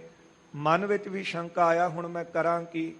ਫਿਰ ਜਦੋਂ ਸ੍ਰੀ ਰਾਮ ਜੀ ਨੂੰ ਪਤਾ ਲੱਗਾ, ਉਹਨਾਂ ਨੇ ਇਹੋ ਗੱਲ ਕਹੀ ਸੀ, ਕਹਿੰਦੇ ਸੁਨੇਹਾ ਦਿਓ ਜਾ ਕੇ ਹਨੂਮਾਨ ਦੇ ਤਾਈਂ ਕਿ ਉਹ ਪੱਥਰ ਉੱਥੇ ਛੱਡ ਆਣ ਜਿਹੜਾ ਬਚਨ ਉਹਨਾਂ ਪੱਥਰ ਨਾਲ ਪਹਾੜ ਨਾਲ ਕੀਤਾ ਹੈ। ਇਹ ਜਿਹੜਾ ਬਚਨ ਹੈ ਇਹ ਦੁਆਪਰ ਦੇ ਵਿੱਚ ਅਸੀਂ ਪੂਰਾ ਕਰਾਂਗੇ। ਸੋ ਇਹਦੀ ਭਾਵਨਾ ਨੂੰ ਪੂਰੀ ਕਰਨ ਵਾਸਤੇ ਆਪ ਜੀ ਮਥੁਰਾ ਦੇ ਨੇੜੇ ਜਿਹੜਾ ਬ੍ਰਿਜ ਨਗਰ ਹੈ ਇੱਥੇ ਕਈ ਬਾਲ ਚੋਜ ਕੀਤੇ ਨੇ। ਇਹ ਜਿਹੜਾ ਇੱਥੋਂ ਦਾ ਇਤਿਹਾਸ ਸੀ, ਸੋ ਇਹ ਵੀ ਸਤਿਗੁਰਾਂ ਨੇ ਸੁਣਾਇਆ ਹੈ। ਸਨਾਤਨ ਮਤ ਦਾ ਜੋ ਮੰਨਣਾ ਹੈ, ਆਓ ਗੁਰ ਸੰਗਤ ਜੀ, ਜਿਸ ਤਰ੍ਹਾਂ ਇੱਥੇ ਲੋਕ ਪ੍ਰੇਮਾ ਭਗਤੀ ਤੋਂ ਸਖਣੇ ਸਨ, ਕੇਵਲ ਭੇਖ ਧਾਰਨ ਕਰਕੇ ਪਖੰਡਾਂ ਦੇ ਵਿੱਚ ਰੁਚੀ ਰੱਖਦੇ ਸਨ, ਜਿਸ ਤਰ੍ਹਾਂ ਧੰਨ ਗੁਰੂ ਨਾਨਕ ਦੇਵ ਮਹਾਰਾਜ ਜੀ ਨੇ ਇਹਨਾਂ ਦੇ ਤਾਈਂ ਪਖੰਡਾਂ ਦਾ ਖੰਡਨ ਕਰਨ ਵਾਸਤੇ ਪ੍ਰਭੂ ਦੀ ਪ੍ਰੇਮਾ ਭਗਤੀ ਕਰਨ ਦਾ ਉਪਦੇਸ਼ ਦਿੰਦੇ ਹਨ। ਮਨ ਬਿਰਤੀਆਂ ਗੁਰੂ ਚਰਨਾਂ ਵਿੱਚ ਇਕਾਗਰ ਕਰਕੇ ਸਤਿਗੁਰੂ ਜੀ ਦਾ ਦਿੱਤਾ ਉਪਦੇਸ਼ ਸਰਵਣ ਕਰੀਏ। ਕਰੋ ਕਿਰਪਾ, ਸਮੁੱਚੀ ਸੰਗਤ ਦਿਓ ਅਸੀਸ। ਸਤਿਗੁਰਾਂ ਨੂੰ ਅਦਬ ਦੇ ਨਾਲ ਅਸੀਸ ਝੁਕਾਉਂਦਿਆਂ ਰਸਨਾ ਕਰੋ ਪਵਿੱਤਰ, ਪ੍ਰੇਮ ਸਤਿਕਾਰ ਸਹਿਤ ਲਵਾਓ ਹਾਜ਼ਰੀਆਂ। ਉਚਾਰਨ ਕਰੋ ਜੀ ਸਤਿਨਾਮ ਸ੍ਰੀ ਵਾਹਿਗੁਰੂ ਸਾਹਿਬ ਜੀ। ਸਤਿਨਾਮ ਸ੍ਰੀ ਵਾਹਿਗੁਰੂ ਸਾਹਿਬ ਜੀ। ਸਤਿਨਾਮ ਸ੍ਰੀ ਵਾਹਿਗੁਰੂ ਸਾਹਿਬ ਜੀ। ਦੂਹਰਾ ਕਾਲਿੰਦਰੀ ਤਟ ਸ੍ਰੀ ਗੁਰੂ ਬੈਠੀ ਸਰਬ ਸੁਨਾਏ। ਕਾਲਿੰਦਰੀ ਕਹਿੰਦੇ ਨੇ ਜਮਨਾ ਨੂੰ। ਜਮਨਾ ਦੇ ਕੰਢੇ ਤੇ ਸਤਿਗੁਰੂ ਬੈਠੇ ਹਨ। ਜਿੱਥੇ ਪਹਾੜ ਸੀ ਉੱਥੇ ਮਹਾਰਾਜ ਜੀ ਨੇ ਬਿਰਾਜਮਾਨ ਹੋ ਕੇ ਉਥੋਂ ਦਾ ਜੋ ਇਤਿਹਾਸ ਸੀ ਉਹ ਸਾਰਾ ਸੁਣਾਇਆ ਹੈ। ਮਰਦਾਨਾ ਹਰਖਤ ਭਇਓ ਗਿਰ ਪ੍ਰਸੰਗ ਕੋ ਪਾਏ। ਇਸ ਪਹਾੜ ਦਾ ਪ੍ਰਸੰਗ ਸੁਣ ਕੇ ਭਾਈ ਮਰਦਾਨਾ ਜੀ ਬਹੁਤ ਪ੍ਰਸੰਨ ਹੋਏ ਹਨ। ਚੌ ਪਾਈ ਤੇ ਸਥਾਨ ਮੇਲਾ ਥੋ ਭਾਰੀ। ਇਸ ਜਗ੍ਹਾ ਤੇ ਬਹੁਤ ਭਾਰੀ ਮੇਲਾ ਲੱਗਾ ਸੀ ਤੇ ਸਤਿਗੁਰੂ ਜੀ ਗਏ ਵੀ ਉੱਥੇ ਨੇ ਜਿੱਥੇ ਲੋਕ ਰੱਬ ਦੇ ਨਾਂ ਦੇ ਉੱਤੇ ਇਕੱਠ ਤਾਂ ਕਰਦੇ ਸੀ, ਪਰ ਨਹੀਂ ਸੀ ਜਾਣਦੇ ਕਿ ਆਪਾਂ ਇੱਥੇ ਲੈਣ ਕੀ ਆਏ ਹਾਂ। ਕੇਵਲ ਮੇਲਿਆਂ ਦੇ ਵਿੱਚ ਜਾਣਾ, ਇਕੱਠ ਦਾ ਹਿੱਸਾ ਬਣਨਾ ਅਤੇ ਰੌਣਕ ਮੇਲਾ ਦੇਖ ਕੇ ਘਰਾਂ ਨੂੰ ਪਰਤੇ ਆਉਣਾ, ਇਹ ਤਾਂ ਇਸ ਤਰ੍ਹਾਂ ਹੋ ਗਿਆ ਕਿ ਜਿਸ ਤਰ੍ਹਾਂ ਕੋਈ ਬਾਹਰ ਮੇਲੇ ਦੇਖਣ ਵਾਸਤੇ ਜਾਈਦਾ ਏ, ਇਸੇ ਤਰ੍ਹਾਂ ਲੋਕ ਤੀਰਥਾਂ ਦੇ ਉੱਤੇ ਜਾ ਕੇ ਵੀ ਇਹ ਮੇਲਾ ਗੇਲਾ ਦੇਖ ਕੇ ਮੁੜੇ ਆਉਂਦੇ ਸਨ। ਸਗੋਂ ਕੁਝ ਤਾਂ ਉੱਥੇ ਵਿਭਚਾਰੀ ਹੋ ਕੇ, ਵਕਾਰੀ ਹੋ ਕੇ ਪਰਤਦੇ ਸਨ। ਇਹਨਾਂ ਨੂੰ ਉਪਦੇਸ਼ ਦੇਣ ਵਾਸਤੇ ਸਤਿਗੁਰੂ ਇੱਥੇ ਗਏ ਹਨ। ਪਰਬ ਲਖਿਓ ਆਏ ਨਰ ਨਾਰੀ। ਬਹੁਤ ਲੋਕਾਂ ਦਾ ਇਕੱਠ ਜਿਹੜਾ ਸੀ ਪੁਰਬ ਵਾਲੇ ਦਿਨ ਹੋਇਆ ਹੈ। ਬ੍ਰਹਮਚਾਰੀ ਬੈਰਾਗੀ ਜਤੀ। ਬਹੁਤ ਜ਼ਿਆਦੇ ਬ੍ਰਹਮਚਾਰੀ, ਬੈਰਾਗੀ ਅਤੇ ਜਤੀ ਜੋ ਸਨ। ਬਹੁਤ ਬੈਸਨੋ ਦਿਸ ਪਟ ਸਤੀ। ਬੜੇ ਵੈਸ਼ਨੋ ਅਤੇ ਇਸੇ ਤਰ੍ਹਾਂ ਜਿਹੜੇ ਦਿਗੰਬਰ ਸਨ, ਸਤੀ ਸੱਤ ਵਾਲੇ ਸਾਰੇ ਇਕੱਠੇ ਹੋਏ ਹਨ। ਤਪੀ ਔਰ ਸੰਨਿਆਸੀ ਆਏ। ਤਪਸਵੀ ਅਤੇ ਸੰਨਿਆਸੀ ਵੀ ਆਏ ਸਨ। ਬਿਜਰ ਬਿਖੈ ਨਰ ਪੁੰਜ ਸੁਹਾਏ। ਇਹ ਜਿਹੜਾ ਬ੍ਰਿਜ ਇਲਾਕਾ ਹੈ ਮਥੁਰਾ ਦੇ ਨੇੜੇ, ਇੱਥੇ ਜਿਹੜਾ ਸਾਰਿਆਂ ਦਾ ਬਹੁਤ ਵੱਡਾ ਇਕੱਠ ਹੋਇਆ ਹੈ। ਜਿਹੜੇ ਜਿਹੜੇ ਸਨਾਤਨ ਮਤ ਦਾ ਹਿੱਸਾ ਸਨ, ਬ੍ਰਹਮਚਾਰੀ, ਬੈਰਾਗੀ, ਜਤੀ, ਵੈਸ਼ਨੋ, ਦਿਗੰਬਰ, ਤਪਸਵੀ, ਸੰਨਿਆਸੀ, ਸਾਰੇ ਲੋਕ ਜਿਹੜੇ ਸਨ ਇਸ ਬ੍ਰਿਜ ਨਾਮੀ ਪਰਬਤ ਤੇ ਪੁਰਬ ਵਾਲੇ ਦਿਨ ਮੇਲੇ ਤੇ ਇਕੱਤਰ ਹੋਏ ਹਨ। ਸ੍ਰੀ ਗੁਰੂ ਨਾਨਕ ਅੰਤਰ ਜਾਮੀ। ਅੰਦਰ ਦੀਆਂ ਜਾਣਨ ਵਾਲੇ ਸਤਿਗੁਰੂ, ਜਿਸ ਤਰ੍ਹਾਂ ਕੋਈ ਵੱਡਾ ਪੁਰਬ ਵਾਲੇ ਦਿਨ ਇਕੱਠ ਹੋਵੇ, ਉਹ ਇਕੱਠ ਦਾ ਹਿੱਸਾ ਅਸੀਂ ਵੀ ਬਣੀਏ, ਪਰ ਸਾਡੇ ਵੀ ਅੰਦਰ ਦੀਆਂ ਤਾਂ ਗੁਰੂ ਜਾਣਦੇ ਨੇ ਨਾ ਕਿ ਮਨ ਵਿੱਚ ਕੀ ਲੈ ਕੇ ਆਏ ਆ, ਕਿੰਨੀ ਕੁ ਸਾਡੇ ਅੰਦਰ ਭਾਵਨਾ ਤੇ ਸ਼ਰਧਾ ਹੈ, ਕਿੰਨਾ ਪ੍ਰੇਮ ਹੈ। ਇਹ ਸਤਿਗੁਰੂ ਆਪ ਜਾਣਦੇ। ਮਾਲਕ ਕਿਰਪਾ ਕਰਨ, ਜੋ ਉਪਦੇਸ਼ ਸਾਡੀ ਝੋਲੀ ਵਿੱਚ ਸਤਿਗੁਰੂ ਪਾ ਰਹੇ ਹਨ, ਸਾਡੇ ਹਿਰਦਿਆਂ ਵਿੱਚ ਵੀ ਵਸੇ। ਸਤਿਗੁਰੂ ਜਦੋਂ ਮਹਾਰਾਜ ਇਹ ਬ੍ਰਿਜ ਨਾਮੀ ਪਰਬਤ ਦੇ ਉੱਤੇ ਪਹੁੰਚਦੇ ਪੁਰਬ ਵਾਲੇ ਦਿਨ, ਤੇ ਪੁਰਬ ਵਾਲੇ ਦਿਨ ਬਹੁਤ ਲੋਕਾਂ ਦੀ ਇਕੱਤਰਤਾ ਹੋਈ ਹੈ। ਸਤਿਗੁਰੂ ਅੰਤਰਜਾਮੀ ਸਾਰਿਆਂ ਦੇ ਅੰਦਰ ਦੀ ਜਾਣਦੇ ਹਨ। ਸਭ ਘਟ ਕੀ ਜਾਣਤ ਭੇ ਸੁਆਮੀ। ਮਾਲਕ ਹਨ, ਸਾਰਿਆਂ ਨੂੰ ਪੈਦਾ ਕਰਨ ਵਾਲੇ ਨੇ। ਤੇ ਸਤਿਗੁਰੂ ਕਹਿੰਦੇ ਨੇ ਪੈਦਾ ਕਰਕੇ ਬਣਾ ਕੇ ਸਾਰਿਆਂ ਦੇ ਵਿੱਚ ਆਪ ਆਸਣ ਲਾ ਕੇ ਬੈਠੇ ਹੋ। ਇਹੋ ਜਗ ਸੱਚੇ ਕੀ ਹੈ ਕੋਠੜੀ, ਸੱਚੇ ਕਾ ਵਿੱਚ ਵਾਸ। ਬਾਹਰੋਂ ਤਾਂ ਆਪਾਂ ਕੋਈ ਕੰਮ ਕਰਕੇ ਲੁਕਾ ਲਾਂਗੇ, ਪਰ ਜਿਹੜਾ ਅੰਦਰ ਬੈਠਾ ਹੈ ਉਹਦੇ ਤੋਂ ਕਿੱਦਾਂ ਲੁਕਾਏ ਜਾ ਸਕਦੇ ਨੇ? ਜੋ ਮਨ ਵਿੱਚ ਹੈ ਉਹ ਜਾਣਦਾ ਹੈ। ਉਹ ਤਾਂ ਦਿਲਾਂ ਦੀਆਂ ਜਾਣਨ ਵਾਲੇ ਨੇ। ਸਾਰਿਆਂ ਦੇ ਹਿਰਦਿਆਂ ਦੀ ਮਨਾਂ ਦੀ ਜਾਣ ਕੇ ਸਤਿਗੁਰੂ ਅੰਧ ਧੁੰਦ ਵਰਤਿਆ ਜਗ ਮਾਹੀ। ਦੇਖਦੇ ਹਨ ਕਿ ਇੱਥੇ ਤਾਂ ਅੰਧਾ ਧੁੰਦ ਹੀ ਜਗਤ ਵਿੱਚ ਵਰਤਿਆ ਹੋਇਆ। ਵੇਖੋ, ਪਹਿਲਾਂ ਵੀ ਇੱਕ ਦਿਨ ਬੇਨਤੀ ਕੀਤੀ ਸੀ, ਇੱਕ ਹੈ ਹਨੇਰਾ, ਜਿਹੜਾ ਰਾਤ ਨੂੰ ਆਪਾਂ ਦੇਖਦੇ ਹਾਂ ਤੇ ਬੱਤੀ ਜਗਾ ਕੇ, ਲਾਈਟ ਜਗਾ ਕੇ ਜਾਂ ਕੋਈ ਦੀਵਾ ਬੱਤੀ ਬਾਲ ਕੇ ਉਹ ਹਨੇਰਾ ਦੂਰ ਹੋ ਜਾਂਦਾ ਹੈ। ਪਰ ਇੱਕ ਹਨੇਰਾ ਹੈ ਧੁੰਦ ਵਾਲਾ। ਪਰ ਜਿਹੜਾ ਧੁੰਦ ਵਾਲਾ ਹਨੇਰਾ ਹੈ ਇਹ ਤਾਂ ਬਹੁਤੇ ਯਤਨਾਂ ਦੇ ਨਾਲ ਵੀ ਦੂਰ ਨਹੀਂ ਹੁੰਦਾ ਤੇ ਨੁਕਸਾਨ ਵੀ ਜ਼ਿਆਦਾ ਧੁੰਦ ਵਾਲਾ ਹਨੇਰਾ ਕਰਦਾ। ਦੇਖਦੇ ਹੀ ਆ ਨਾ, ਜਦੋਂ ਧੁੰਦ ਪਈ ਹੁੰਦੀ ਹੈ ਤੇ ਕਿੰਨਾ ਨੁਕਸਾਨ ਰੋਡ ਦੇ ਉੱਤੇ ਹੁੰਦਾ ਹੈ। ਜਦੋਂ ਮਹਾਰਾਜ ਜੀਆਂ ਨੇ ਦੇਖਿਆ ਹੈ, ਕਿਉਂਕਿ ਜਿਹੜੇ ਆਮ ਅਗਿਆਨੀ ਲੋਕ ਸਨ ਉਹ ਤਾਂ ਕੇਵਲ ਰਾਤ ਵਾਲਾ ਹਨੇਰਾ ਸਨ, ਪਰ ਜਿਹੜੇ ਧਰਮ ਦਾ ਲਿਬਾਸ ਪਾ ਕੇ ਅਗਿਆਨੀਆਂ ਵਾਲੇ ਕਰਮ ਕਰ ਰਹੇ ਸਨ, ਇਹ ਸੀ ਧੁੰਦ ਵਾਲਾ ਹਨੇਰਾ।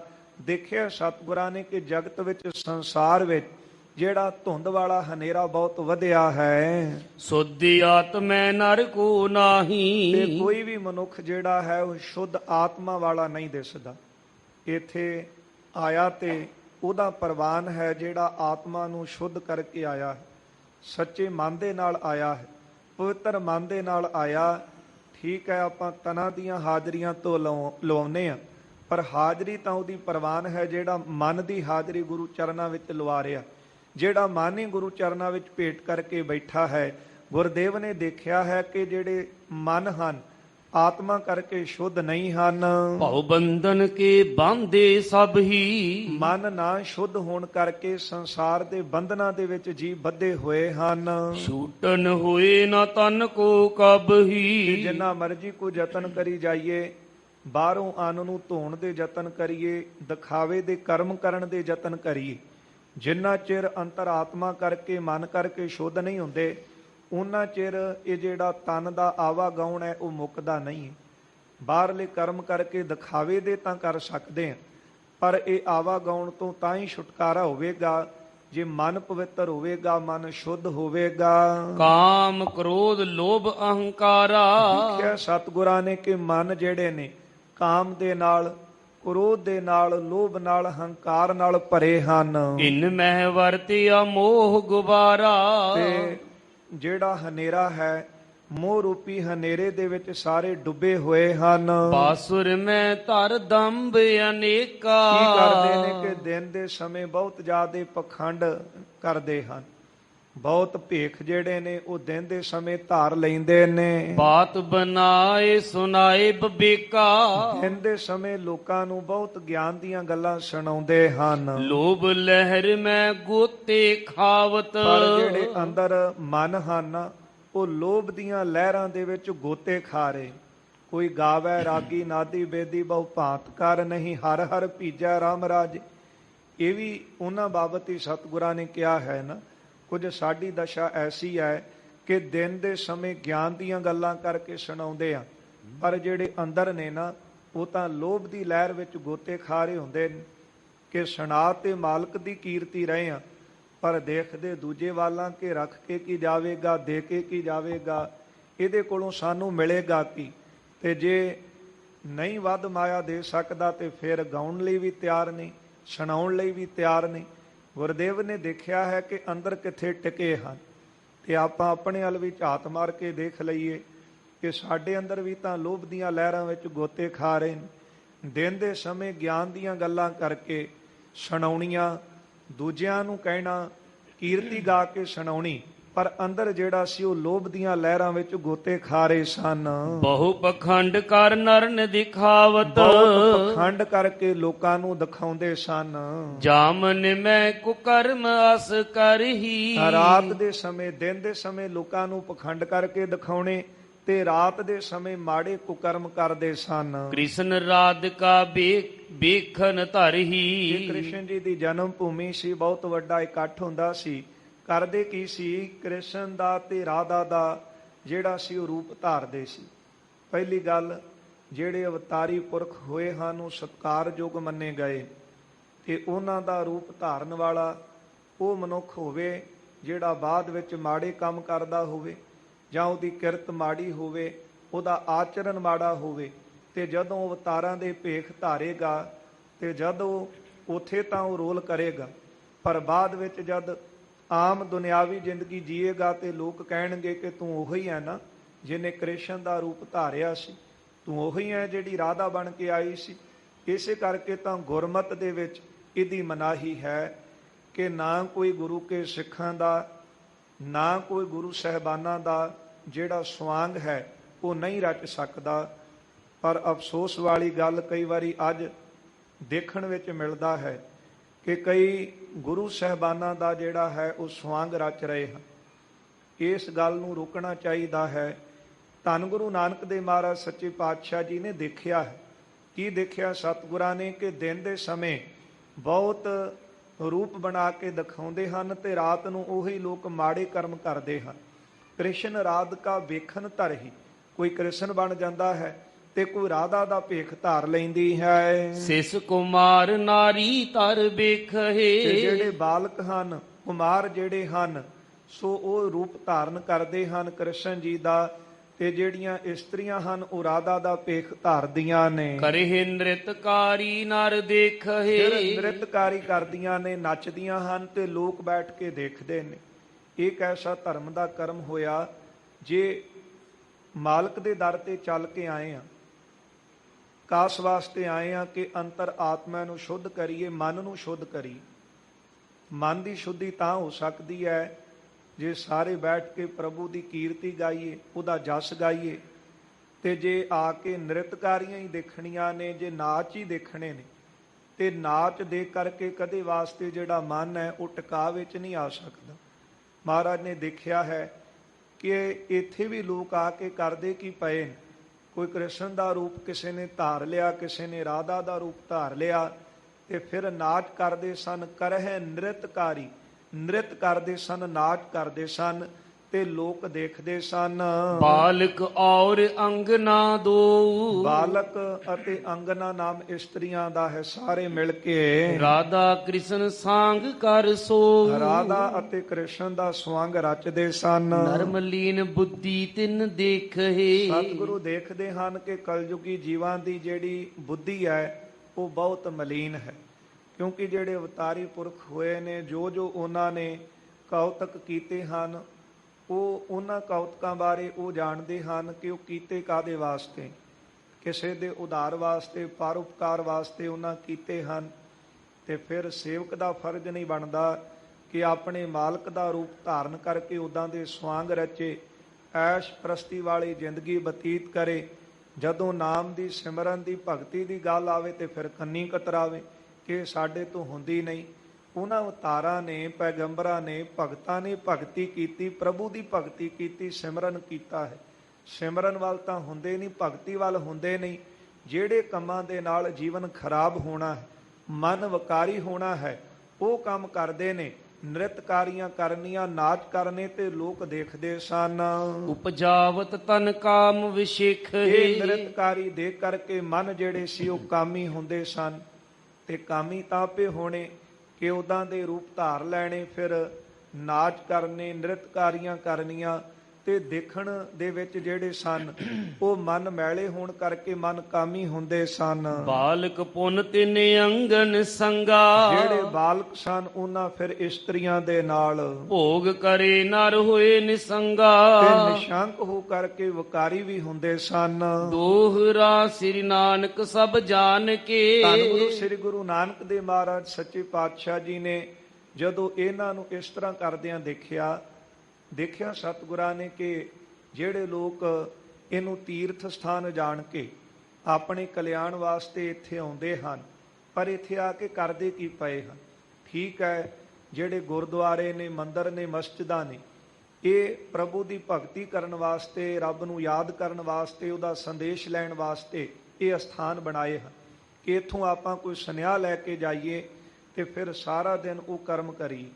ਪਰ ਜੇ ਇਹਨਾਂ ਸਥਾਨਾਂ ਤੇ, ਧਾਰਮਿਕ ਸਥਾਨਾਂ ਤੇ ਆ ਕੇ ਵੀ ਨਾਚ ਕਰਨੇ, ਨਿਰਤਕਾਰੀਆਂ ਕਰਨੀਆਂ, ਤੇ ਫਿਰ ਮਨ ਵਕਾਰੀ ਲੈ ਕੇ ਘਰਾਂ ਨੂੰ ਪਰਤਣਾ, ਤੇ ਉਧਾਰ ਕਿਸ ਤਰ੍ਹਾਂ ਹੋਵੇਗਾ। ਧੰਨ ਗੁਰੂ ਨਾਨਕ ਦੇਵ ਮਹਾਰਾਜ ਸੱਚੇ ਪਾਤਸ਼ਾਹ ਜੀ ਨੇ ਇਹਨਾਂ ਨੂੰ ਇਸ ਤਰ੍ਹਾਂ ਕਰਦਿਆਂ ਦੇਖਿਆ ਹੈ। ਤਬ ਰਬਾਬ ਬਜਵਾਏ। ਸਤਿਗੁਰੂ ਜੀ ਨੇ ਭਾਈ ਮਰਦਾਨਾ ਜੀ ਨੂੰ ਉਸ ਵੇਲੇ ਇਸ਼ਾਰਾ ਕੀਤਾ ਹੈ। ਭਾਈ ਮਰਦਾਨਾ ਜੀ ਨੇ ਸਤਿਗੁਰਾਂ ਦਾ ਬਚਨ ਮੰਨ ਕੇ ਉਸ ਵੇਲੇ ਰਬਾਬ ਵਜਾਈ ਹੈ। ਸ਼ਬਦ ਉਚਾਰਿਓ ਰਾਗ ਸੋ। ਪਾਤਸ਼ਾਹ ਜੀ ਨੇ ਉਸ ਵੇਲੇ ਰਾਗ ਦੇ ਵਿੱਚ ਸ਼ਬਦ ਉਚਾਰਨ ਕੀਤਾ ਹੈ। ਰਾਮ ਕਲੀ ਮਹਿ ਗਾਏ। ਰਾਮ ਕਲੀ ਰਾਗ ਦੇ ਵਿੱਚ ਜਗਤ ਗੁਰੂ ਧੰਨ ਗੁਰੂ ਸ੍ਰੀ ਗੁਰੂ ਨਾਨਕ ਦੇਵ ਸਾਹਿਬ ਸੱਚੇ ਪਾਤਸ਼ਾਹ ਜੀ ਸਾਡੇ ਉਧਾਰ ਵਾਸਤੇ ਅੰਮ੍ਰਿਤਮਈ ਪਾਵਨ ਵਾਕ ਜਿਹੜੇ ਸਨ ਉਚਾਰਨ ਕੀਤੇ ਨੇ। ਰਾਮ ਕਲੀ ਮਹਲਾ ਪਹਿਲਾ ਅਸ਼ਟਪਦੀਆ। ਰਾਗ ਰਾਮ ਕਲੀ ਹੈ। ਪਹਿਲੇ ਸਤਿਗੁਰੂ ਧੰਨ ਗੁਰੂ ਨਾਨਕ ਦੇਵ ਮਹਾਰਾਜ ਜੀ ਦਾ ਉਚਾਰਨ ਕੀਤਾ ਪਾਵਨ ਸ਼ਬਦ ਹੈ। ਅਸ਼ਟਪਦੀਆ 8 ਇਸ ਸ਼ਬਦ ਦੇ ਜਿਹੜੇ ਉਹ ਬੰਦ ਹਨ, ਪਦੇ ਹਨ। ਇੱਕ ਓੰਕਾਰ ਸਤਿਗੁਰ ਪ੍ਰਸਾਦ। ਇੱਕ ਅਦਵੈਤ ਸਰੂਪ ਪ੍ਰਮਾਤਮਾ, ਇੱਕ ਉਸ ਵਰਗਾ ਹੋਰ ਕੋਈ ਨਹੀਂ। ਓੰਕਾਰ ਉਹ ਸਰਬ ਦਾ ਪ੍ਰਕਾਸ਼ਕ ਹੈ। ਜਿਹੜੀ ਉੱਪਰ ਕਾਰ ਲੱਗੀ ਹੈ ਨਾ, ਉਹਦਾ ਮੂੰਹ ਖੁੱਲ੍ਹਾ ਹੈ। ਜਦੋਂ ਆਪਾਂ ਬਾਣੀ ਦੇ ਵਿੱਚ ਓੰਕਾਰ ਦੇ ਦਰਸ਼ਨ ਕਰਦੇ ਹਾਂ, ਇੱਕ ਓੰਕਾਰ ਦੇ, ਤੇ ਓੰਕਾਰ ਦਾ ਮੂੰਹ ਖੁੱਲ੍ਹਾ ਰੱਖਿਆ ਹੈ। ਪਰ ਕਈ ਵਾਰੀ ਅੱਜ ਦੇਖੀਦਾ ਹੈ ਕਿ ਜਿਹੜੇ ਆਪ ਹੁਦਰੇ ਲੋਕ ਹਨ, ਪਹਿਲੀ ਗੱਲ ਕਿ ਬਾਣੀ ਨੂੰ ਬਾਹਰ ਲਿਖਣਾ ਨਹੀਂ ਚਾਹੀਦਾ, ਕਿਉਂਕਿ ਬਾਣੀ ਦੇ ਉੱਤੇ ਮਿੱਟੀ ਘੱਟਾ ਪੈਂਦਾ ਹੈ, ਨਰਾਦਰ ਹੁੰਦਾ ਹੈ ਬਾਣੀ ਦਾ। ਇਸੇ ਬਾਣੀ ਨੂੰ ਆਪਾਂ ਰੁਮਾਲਿਆਂ ਦੇ ਵਿੱਚ ਰੱਖਦੇ ਹਾਂ, ਸਤਿਕਾਰ ਕਰਦੇ ਹਾਂ, ਅਦਬ ਰੱਖਦੇ ਹਾਂ ਬਾਣੀ ਦਾ। ਜਦੋਂ ਹੱਥਾਂ ਤੇ, ਬਾਹਾਂ ਤੇ ਜਾਂ ਗੱਡੀਆਂ ਮੋਟਰਾਂ ਤੇ ਬਾਣੀਆਂ ਦੀਆਂ ਪੰਕਤੀਆਂ, ਕਾਰਡਾਂ ਤੇ, ਇਸ਼ਤਿਹਾਰਾਂ ਤੇ, ਅਖਬਾਰਾਂ ਤੇ ਲਿਖਾਉਂਦੇ ਹਾਂ, ਤੇ ਬਾਣੀ ਦੀ ਕਿੰਨੀ ਆਪਾਂ ਹੱਥੀਂ ਘੋਰ ਨਰਾਦਰੀ ਕਰ ਰਹੇ ਹਾਂ। ਸਾਨੂੰ ਜੇ ਨਹੀਂ ਇਸ ਗੱਲ ਦਾ ਗਿਆਨ ਤੇ ਸਮਝਣਾ ਚਾਹੀਦਾ, ਤੇ ਜੇ ਜਾਣ ਬੁੱਝ ਕੇ ਕਰੀਏ ਫਿਰ ਤਾਂ ਨਰਾਦਰ ਕਰ ਰਹੇ ਹਾਂ। ਕਿ ਜਿਹੜਾ ਬਾਣੀ ਦਾ ਨਰਾਦਰ ਕਰੇਗਾ ਉਹਦਾ ਫਿਰ ਫਲ ਤਾਂ ਪਾਵੇਗਾ ਹੀ ਨਾ। ਇਸ ਕਰਕੇ ਓੰਕਾਰ ਜਦੋਂ ਆਪਾਂ ਲਿਖਦੇ ਹਾਂ ਤੇ ਕਾਰ ਦਾ ਮੂੰਹ ਜਿਹੜਾ ਉਹ ਖੁੱਲ੍ਹਾ ਹੈ, ਬੰਦ ਨਹੀਂ ਹੈ। ਪਰ ਕਈ ਛਪਵਾਉਣ ਵਾਲੇ ਜਿਹੜੇ ਨੇ, ਉਹਨਾਂ ਨੇ ਉੱਪਰੋਂ ਜਿਹੜੀ ਕਾਰ ਹੈ ਉਹਨੂੰ ਬੰਦ ਕਰ ਦਿੱਤਾ ਆਪਣੀ ਮਰਜ਼ੀ ਦੇ ਨਾਲ।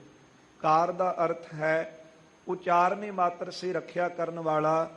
ਕਾਰ ਦਾ ਅਰਥ ਹੈ ਜਿਸ ਤਰ੍ਹਾਂ ਇੱਕ ਕੰਟੀਨਿਊ ਲਕੀਰ ਜਿੰਨੀ ਮਰਜ਼ੀ ਖਿੱਚੀ ਚੱਲੀਏ ਸਾਰੀ ਧਰਤੀ ਤੇ ਕਦੇ ਮੁੱਕੇਗੀ ਨਹੀਂ।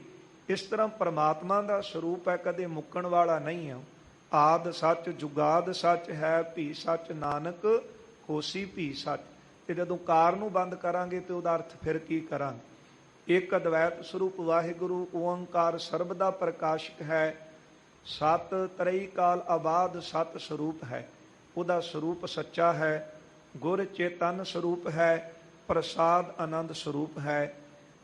ਜਿਹੜਾ ਆਨੰਦ ਸਰੂਪ ਪਰਮਾਤਮਾ ਹੈ, ਗੁਰੂ ਦੀ ਕਿਰਪਾ ਦੁਆਰਾ ਉਸ ਦੀ ਪ੍ਰਾਪਤੀ ਹੁੰਦੀ ਹੈ। ਸੋਈ ਚੰਦ ਚੜੇ ਸੇ ਤਾਰੇ, ਸੋਈ ਦਿਨੀਅਰ ਤਪਤ ਰਹਿ। ਇੱਥੇ ਗੁਰਦੇਵ ਨੇ, ਮਹਾਰਾਜ ਜੀਆਂ ਨੇ ਕਲਯੁਗ ਦੇ ਲੱਛਣਾਂ ਦਾ ਜ਼ਿਕਰ ਕੀਤਾ ਹੈ।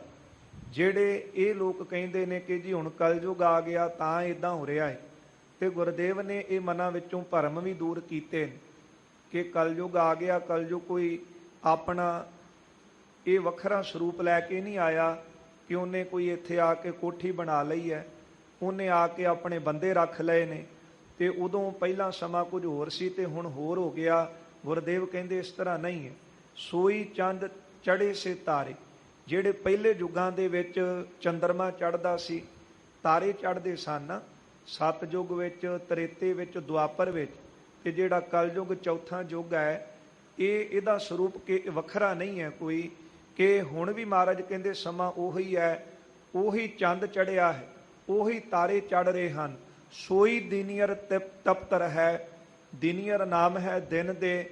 ਸੋ ਰਾਜੇ ਦਾ ਇਸੇ ਤਰ੍ਹਾਂ ਉਹੀ ਸੂਰਜ ਜਿਹੜਾ ਉਹ ਤਪ ਰਿਹਾ ਹੈ। ਸਾ ਧਰਤੀ ਸੋ ਪਉਨ ਚੁਲਾਰੇ। ਉਹੀ ਧਰਤੀ ਹੈ ਜਿਹੜੀ ਪਹਿਲਾਂ ਸੀ ਤੇ ਉਹੀ ਪਵਨ ਹਵਾ ਚੱਲ ਰਹੀ ਹੈ। ਜੁਗ ਜੀ ਖੇਲੇ ਥਾਵ ਕੈਸੇ। ਮਹਾਰਾਜ ਕਹਿੰਦੇ ਕਿ ਜਿਹੜਾ ਕਲਯੁਗ ਹੈ, ਦੱਸੋ ਕਿ ਕਿਸ ਥਾਂ ਦੇ ਉੱਤੇ ਖੇਡ ਰਿਹਾ ਹੈ। ਇਹ ਤਾਂ ਜੀਵਾਂ ਦੇ ਅੰਦਰ ਹੀ ਬੈਠਾ ਖੇਡ ਰਿਹਾ ਹੈ। ਇਹ ਨਹੀਂ ਕਿ ਪਹਿਲਾਂ ਕੋਈ ਤਾਰੇ ਹੋਰ ਸਨ, ਧਰਤੀ ਹੋਰ ਸੀ, ਚੰਦਰਮਾ ਹੋਰ ਸੀ, ਸੂਰਜ ਹੋਰ ਸੀ ਤੇ ਹੁਣ ਹੋਰ ਹੋ ਗਏ। ਪਹਿਲੇ ਵਰਗੀ ਧਰਤੀ ਹੈ, ਪਹਿਲੇ ਵਰਗਾ ਚੰਦਰਮਾ, ਪਹਿਲੇ ਵਰਗਾ ਸੂਰਜ ਤੇ ਪਹਿਲੇ ਵਰਗੇ ਤਾਰੇ ਹਨ। ਕੇਵਲ ਇਹ ਜੀਵਾਂ ਦੇ ਅੰਦਰ ਹੀ ਬੈਠਾ ਜਿਹੜਾ ਸਮਾਂ ਖੇਡ ਰਿਹਾ ਹੈ। ਜੀਵਨ ਤਲਬ ਨਿਵਾਰ। ਸਤਿਗੁਰੂ ਬਖਸ਼ਿਸ਼ ਕਰਦੇ ਹਨ ਕਿ ਜਿਹੜੀ ਜੀਵਨ ਦੀ ਚੇਤਨ ਸਰੂਪ ਦੀ ਪ੍ਰਾਪਤੀ ਰੂਪ ਤਲਬ ਇੱਛਾ ਕਲਯੁਗੀ ਜੀਵਾਂ ਨੇ ਅੰਦਰੋਂ ਉੱਕਾ ਹੀ ਨਿਵਰਤ ਕਰ ਦਿੱਤੀ ਹੈ। ਭਾਈ ਕਲਯੁਗ ਦੇ ਸਮੇਂ ਵਿੱਚ ਜੀਵਨ ਦੀ ਇੱਛਾ ਨੂੰ ਅੰਦਰੋਂ ਨਿਵਰਤ ਕਰ ਦੇਣਾ ਕਰੋ। ਹੋਵੇ ਪਰਵਾਣਾ ਕਰਹਿ ਤਿੰਗਾਣਾ। ਤੇ ਤਿੰਗਾਣਾ ਨਾਮ ਹੈ ਧੱਕੇਬਾਜ਼ੀ ਦਾ। ਆਪਣੇ ਆਪ ਨੂੰ ਪਰਵਾਣਾ ਕਹੇ ਕਿ ਮੈਂ ਪ੍ਰਵਾਣੀ ਕਾ ਮੈਂ ਕਾਜੀ ਹਾਂ। ਪਰ ਗੁਰਦੇਵ ਕਹਿੰਦੇ ਦੇਖੋ ਇਹਨੂੰ ਕਹਿੰਦੇ ਨੇ ਕਲਯੁਗ ਕਿ ਪ੍ਰਵਾਣੀਕ ਹੋ ਕੇ ਕਰੇ ਤਿੰਗਾਣਾ। ਲੋਕਾਂ ਦੇ ਨਾਲ ਧੱਕੇਬਾਜ਼ੀ ਕਰੇ, ਜ਼ੋਰ ਵਾਲਾ ਕੰਮ ਕਰੇ ਤੇ ਫਿਰ ਕਹੀਏ ਕਿ ਕਲਯੁਗ ਕੋਈ ਵੱਖਰਾ ਰੂਪ ਲੈ ਕੇ ਆਇਆ। ਨਹੀਂ, ਇਹ ਤਾਂ ਜੁਗ ਜੀ ਖੇਲੇ ਥਾਮ ਕੈਸੇ। ਇਹਦਾ ਕੋਈ ਵੱਖਰਾ ਥਾਂ ਨਹੀਂ, ਬਸ ਅੰਦਰ ਲੋਕਾਂ ਦੀ ਬਿਰਤੀ ਬਦਲ ਚੁੱਕੀ ਹੈ। ਜਿਹੜਾ ਪ੍ਰਵਾਣਿਕ ਕਾਜੀ ਮੰਨਿਆ ਗਿਆ ਸੀ, ਜਿਹਨੇ ਨਿਆਉ ਦੀ ਗੱਲ ਕਰਨੀ ਸੀ, ਮਹਾਰਾਜ ਕਹਿਣ ਲੱਗੇ ਕਿ ਇਹੋ ਹੀ ਜਿਹੜੇ ਹਨ ਕਾਜੀ ਹੋਏ, ਰਿਸ਼ਵਤੀ ਵੱਡੀ ਲੈ ਕੇ ਹੱਕ ਗਵਾਈ, ਇਹੋ ਹੀ ਲੋਕਾਂ ਦੇ ਨਾਲ ਧੱਕੇ ਕਰਨ ਲੱਗ ਪਏ ਜਿਨ੍ਹਾਂ ਨੇ ਲੋਕਾਂ ਦੇ ਫੈਸਲੇ ਕਰਨੇ ਸਨ। ਆਪਾਂ ਦੇਖਦੇ ਹਾਂ ਭਾਈ ਗੁਰਦਾਸ ਜੀ ਨੇ ਵੀ ਲੱਛਣ ਦੱਸੇ ਨੇ, ਇਹ ਹਨ ਕਿ ਉਲਟੀ ਵਾੜ ਖੇਤ ਕੋ ਖਾਈ। ਜਿਹੜੇ ਰਾਜੇ ਲੋਕਾਂ ਦੇ ਨਿਆਉ ਕਰਨ ਵਾਲੇ ਸਨ, ਜਿਨ੍ਹਾਂ ਤੋਂ ਲੋਕਾਂ ਨੂੰ ਆਸ ਸੀ, ਉਹਨਾਂ ਦੀ ਅੰਦਰੋਂ ਬਿਰਤੀ ਬਦਲ ਚੁੱਕੀ ਹੈ। ਉਹੀ ਰਾਜੇ ਜਿਹੜੇ ਹਨ, ਮਹਾਰਾਜ ਕਹਿੰਦੇ ਸ਼ੇਰ ਦਾ ਰੂਪ ਧਾਰਨ ਕਰਕੇ ਬੈਠ ਗਏ ਤੇ ਬਸ ਜਿੱਧਰੋਂ ਵੀ ਕੁਝ ਆਉਂਦਾ ਹੈ ਲਈ ਆਓ। ਤੇ ਇਸ ਤਰ੍ਹਾਂ ਲੋਕਾਂ ਦੀ ਅੰਦਰੋਂ ਬਿਰਤੀ ਬਦਲ ਗਈ। ਜਿਹੜੇ ਪ੍ਰਵਾਣਿਕ ਸਨ ਉਹੀ ਧੱਕਾ ਕਰਨ ਲੱਗ ਪਏ। ਕਲ ਲਖਣ ਵਿਚਾਰ। ਬਸ ਗੁਰਦੇਵ ਕਹਿੰਦੇ ਇਹੋ ਹੀ ਕਲਯੁਗ ਦੇ ਲੱਛਣ ਨੇ। ਰਹਾਉ ਵਾਲੀ ਪੰਕਤੀ ਅਸ਼ਟਪਦੀ ਦੀ, ਕਲ ਲਖਣ ਵਿਚਾਰ। ਕਲਯੁਗ ਵਿੱਚ ਧਰਤੀ ਵੀ ਉਹ, ਚੰਦਰਮਾ, ਤਾਰੇ ਸਭ ਕੁਝ ਉਹੀ ਹੈ। ਕੇਵਲ ਇਹਦੇ ਲੱਛਣ ਇਹ ਸੁਣੋ ਕਿ ਹੋਵੇ ਪ੍ਰਵਾਣਾ ਕਰਹਿ ਤਿੰਗਾਣਾ। ਇਹੋ ਹੀ ਲੱਖਣ ਨੇ ਕਲਯੁਗ ਦੇ। ਜਿਹੜੇ ਪ੍ਰਵਾਣਿਕ ਸਨ, ਜਿਨ੍ਹਾਂ ਤੋਂ ਕੁਝ ਉਮੀਦ ਰੱਖੀ ਸੀ ਕਿ ਕਾਜੀ ਹੈ, ਇਹ ਪੰਡਤ ਹੈ, ਇਹ ਸੰਤ ਜਨ ਹਨ, ਇਹ ਰਾਜੇ ਲੋਕ ਹਨ, ਇਹਨਾਂ ਨੂੰ ਦੇਖ ਕੇ ਮਨੁੱਖ ਜਿਹੜਾ ਸੀ ਉਹ ਬੇਪਰਵਾਹ ਹੋ ਜਾਂਦਾ ਸੀ। ਪਰ ਗੁਰਦੇਵ ਕਹਿੰਦੇ ਕਲ ਲਖਣ ਵਿਚਾਰ। ਜਿਹੜੇ ਪ੍ਰਵਾਣਿਕ ਸਨ ਉਹੀ ਧੱਕਾ ਕਰਨ ਲੱਗ ਪਏ, ਉਹੀ ਧੋਖੇਬਾਜ਼ ਬਣ ਗਏ। ਰਹਾਉ ਵਿਸ਼ਰਾਮ ਦੇ ਕੇ ਬਖਸ਼ਿਸ਼ ਕਰਦੇ ਹਨ। ਕਿਤੈ ਦੇਸ ਨਾ ਆਇਆ ਸੁਣੀਐ। ਹੁਣ ਦੱਸੋ ਕਿ ਕਲਯੁਗ ਕਿਸ ਦੇਸ਼ ਵਿੱਚ ਆਇਆ ਹੈ? ਕਿਸੇ ਨੇ ਸੁਣਿਆ ਹੈ ਕਿ ਇਹਦਾ ਦੇਸ਼ ਕਿਹੜਾ ਹੈ, ਇਹਦਾ ਇਲਾਕਾ ਕਿਹੜਾ ਹੈ? ਤੀਰਥ ਪਾਸ ਨਾ ਬੈਠਾ। ਤੇ ਨਾ ਹੀ ਕਿਸੇ ਤੀਰਥ ਦੇ ਪਾਸ ਜਾ ਕੇ ਬੈਠਾ ਹੈ ਕਿ ਆਪਾਂ ਕਹੀਏ ਕਿ ਫਲਾਣਾ ਬੰਦਾ ਫਲਾਣੇ ਤੀਰਥ ਦੇ ਕੋਲ ਬੈਠਾ ਹੈ, ਫਲਾਣੀ ਜਗ੍ਹਾ ਉਸ ਦੀ ਆ, ਉਹ ਦੇਸ਼ ਜਿਹੜਾ ਇਹ ਫਲਾਣੇ ਬੰਦੇ ਦਾ। ਪਰ ਗੁਰਦੇਵ ਕਹਿੰਦੇ ਦੱਸੋ ਕਿ ਸਾਰੇ ਕਹਿੰਦੇ ਆ ਕਿ ਜੀ ਕਲਯੁਗ ਹੈ, ਕਲਯੁਗ ਹੈ। ਮਹਾਰਾਜ ਕਹਿੰਦੇ ਦੱਸੋ ਕਿ ਜਿਹੜਾ ਕਲਯੁਗ ਹੈ ਕਿ ਇਹ ਕਿਤੇ ਦੇਸ਼ ਨਾ ਆਇਆ ਸੁਣੀਐ। ਨਾ ਹੀ ਇਹ ਕਿਸੇ ਦੇਸ਼ ਪਾਸ ਆਇਆ ਸੁਣਿਆ ਹੈ ਤੇ ਨਾ ਹੀ ਕਿਸੇ ਤੀਰਥ ਦੇ ਕੋਲ ਜਾ ਕੇ ਡੇਰਾ ਲਾ ਕੇ ਬੈਠਾ ਹੈ। ਦਾਤਾ ਦਾਨ ਕਰੇ ਤਹਿ ਨਾਹੀ। ਤੇ ਨਾ ਹੀ ਦਾਤਾ ਬਣ ਕੇ ਕਿਤੇ ਦਾਨ ਕਰ ਰਿਹਾ ਹੈ। ਮਹਿਲ ਉਸਾਰ ਨਾ ਬੈਠਾ। ਨਾ ਹੀ ਕਲਯੁਗ ਨੇ ਕੋ ਆਪਣਾ ਵੱਖਰਾ ਮਹਿਲ ਉਸਾਰਿਆ ਹੈ ਕਿ ਇਹਨੇ ਕੋਠੀ ਬਣਾ ਕੇ ਦਾਤਾ ਬਣ ਕੇ ਬੈਠਾ ਹੈ ਤੇ ਉੱਥੇ ਫਲਾਣੇ ਜਿਹੜੇ ਲੋਕ ਇਹਦੇ ਕੋਲ ਚੱਲ ਕੇ ਜਾਂਦੇ ਨੇ ਉਹਨਾਂ ਨੂੰ ਦਾਨੀ ਬਣ ਕੇ ਦਾਤਾਂ ਵੰਡ ਰਿਹਾ ਹੈ। ਜੇ ਕੋ ਸਤ ਕਰੈ ਸੋ ਸੀਜੈ। ਗੁਰਦੇਵ ਕਹਿੰਦੇ ਸੁਣੋ ਕਲਯੁਗ ਦੇ ਲੱਛਣ ਕੀ ਨੇ। ਜੇ ਕੋ ਸਤ ਕਰੈ ਸੋ ਸੀਜੈ। ਜਿਹੜਾ ਸੱਚ ਦੀ ਗੱਲ ਕਰਦਾ ਹੈ ਨਾ, ਬਸ ਉਹੀ ਸਿਜਦਾ ਹੈ, ਉਹੀ ਵਿਚੇਰਾ ਖੁਆਰ ਹੁੰਦਾ ਹੈ। ਇਹ ਕਲਯੁਗ ਦੇ ਲੱਛਣ ਹਨ। ਪਰ ਅਖੀਰ ਤੇ ਚਲੋ ਫੈਸਲਾ ਉੱਥੇ ਸੱਚੋ ਹੀ ਸੱਚ ਨਿਬੜੈ। ਚੁਣ ਵੱਖ ਕੱਢਾ ਜਜਮਾਲਿਆ। ਪਰ ਕਲ ਲਖਣ ਵਿਚਾਰੇ ਕਲਯੁਗ ਦੇ ਲੱਛਣ ਦੱਸ ਰਹੇ। ਜੇ ਕੋਈ ਸਤ ਕਰੈ, ਜੇ ਕੋਈ ਸੱਚ ਦੀ ਗੱਲ ਕਰਦਾ ਹੈ, ਸੱਚ ਬੋਲਣਾ ਚਾਹੁੰਦਾ ਹੈ ਤੇ ਉਹ ਨਾਸ਼ ਹੁੰਦਾ ਹੈ। ਤਪ ਘਰ ਤਪ ਨਾ ਹੋਈ। ਤੇ ਜੇ ਕੋਈ ਯਤਨ ਦੇ ਨਾਲ ਤਪ ਕਰਨ ਬੈਠਦਾ ਹੈ ਨਾ, ਤੇ ਫਿਰ ਇੰਦਰੇ ਜਿਹੜੇ ਇੰਨੇ ਪ੍ਰਬਲ ਹਨ ਕਿ ਤਪ ਹੀ ਨਹੀਂ ਕਰਨ ਦਿੰਦੇ। ਪਹਿਲੇ ਸਮਿਆਂ ਦੇ ਵਿੱਚ ਇੰਨੇ ਸਾਧਨ ਨਹੀਂ ਸਨ ਤੇ ਲੰਮਾ ਸਮਾਂ ਜਿਹੜਾ ਮਨ ਸੀ ਉਹ ਇਕਾਗਰ ਰੱਖ ਲੈਂਦੇ, ਸਾਧਨਾ ਵੀ ਕਰ ਲੈਂਦੇ, ਚੌਂਕੜਾ ਵੀ ਲਾ ਲੈਂਦੇ, ਤਪ ਵੀ ਕਰ ਲੈਂਦੇ ਸਨ ਸੰਤ ਜਨ ਭਗਤ ਜਨ, ਵੱਡੇ ਵੱਡੇ ਤਪਸਵੀ। ਪਰ ਹੁਣ ਕਲਯੁਗ ਦੇ ਲੱਛਣ ਐਸੇ ਨੇ, ਸਾਧਨ ਬਹੁਤੇ ਹੋ ਗਏ ਨੇ ਤੇ ਜਿਹੜੇ ਇੰਦਰੇ ਹਨ ਇਹ ਬਹੁਤੇ ਚੰਚਲ ਹੋ ਗਏ ਸਾਧਨ ਵਧਨ ਕਰਕੇ। ਇਸ ਕਰਕੇ ਮਨ ਟਿਕਦਾ ਨਹੀਂ, ਤਪ ਕਰੇ ਤਪ ਨਾ ਹੋਈ। ਤਪ ਕਰਨ ਦਾ ਯਤਨ ਕਰਦੇ ਹਨ ਪਰ ਤਪ ਕੀਤਾ ਨਹੀਂ ਜਾਂਦਾ। ਕਿਉਂ? ਕਿਉਂਕਿ ਇੰਦਰੇ ਹੀ ਬੜੇ ਚੰਚਲ ਹਨ, ਇਹ ਤਪ ਕਰਨ ਹੀ ਨਹੀਂ ਦਿੰਦੇ। ਜੀ ਕੋ ਨਾਉ ਲਏ ਬਦਨਾਵੀ, ਜੇ ਕੋਈ ਨਾਮ ਦੀ ਗੱਲ ਕਰਦਾ ਹੈ ਤੇ ਉਸ ਦੀ ਬਦਨਾਮੀ ਕਰਨ ਲੱਗ ਪੈਂਦੇ ਹਨ। ਦੇਖਦੇ ਹੀ ਹਨ, ਤਾਂ ਹੀ ਗੁਰਦੇਵ ਕਹਿੰਦੇ ਭਗਤਾਂ ਦਾ ਤੇ ਸੰਸਾਰੀਆਂ ਦਾ ਕਦੇ ਜੋੜ ਨਹੀਂ ਬਣਦਾ। ਜਿਹੜਾ ਨਾਮ ਲੈਂਦਾ ਹੈ, ਭਗਤੀ ਕਰਦਾ ਹੈ, ਸਿਮਰਨ ਕਰਦਾ ਹੈ, ਉਹਦੇ ਹੀ ਉਲਟ ਬੋਲਣ ਲੱਗ ਪੈਂਦੇ ਨੇ। ਕਲ ਕੇ ਲਖਣ ਏਈ, ਗੁਰਦੇਵ ਕਹਿੰਦੇ ਹੋਏ ਕਲਯੁਗ ਦੇ ਲੱਛਣ ਹਨ ਭਾਈ।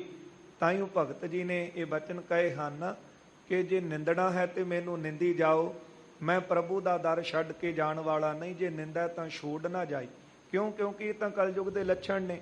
ਜੇ ਕੋਈ ਗੁਰੂ ਘਰ ਚੱਲ ਕੇ ਜਾਂਦਾ ਤੂੰ ਵੱਡਾ ਭਗਤ ਬਣ ਗਿਆ, ਜੇ ਸੇਵਾ ਕਰਨ ਲੱਗ ਪੈਂਦਾ ਕਿ ਇੱਥੇ ਤਾਂ ਹੁਣ ਵਿਹਲੜ ਚੱਲ ਕੇ ਆ ਗਏ।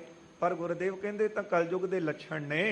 ਕਿਉਂ? ਕਿਉਂਕਿ ਆਪ ਤਪ ਕਰਨਾ ਨਹੀਂ, ਦੂਜੇ ਨੂੰ ਕਰਨ ਨਹੀਂ ਦੇਣਾ। ਜੇ ਨਾਮ ਕੋਈ ਜਪੇ ਤੇ ਉਹਦੀ ਬਦਨਾਮੀ ਕਰਨ ਲੱਗ ਪੈਣੀ। ਜਿਸ ਸਿਕਦਾਰੀ ਤਿਸੇ ਖੁਆਰੀ, ਜਿਹਦੀ ਸਰਦਾਰੀ ਹੈ ਉਹਦੀ ਹੀ ਖੁਆਰੀ ਹੁੰਦੀ ਹੈ। ਚਾਕਰ ਕੀ ਹੀ ਡਰਨਾ, ਗੁਰਦੇਵ ਕਹਿੰਦੇ ਕਲਯੁਗ ਦਾ ਸਮਾਂ ਐਸਾ ਹੈ, ਕਲਯੁਗ ਦੇ ਲੱਛਣ ਐਸੇ ਨੇ ਕਿ ਚਾਕਰ ਕੇ ਹੀ ਡਰਨਾ।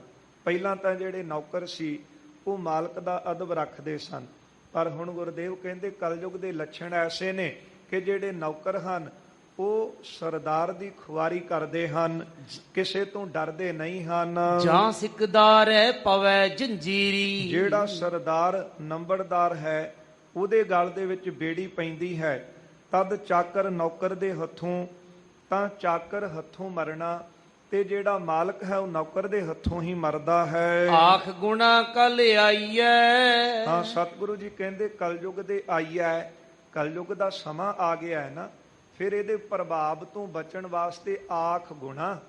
ਤੇ ਗੁਣ ਤਾਂ ਸਭ ਤੋਂ ਵੱਡਾ ਹੈ ਪਰਮੇਸ਼ਰ ਦਾ ਨਾਮ ਜਪਣਾ।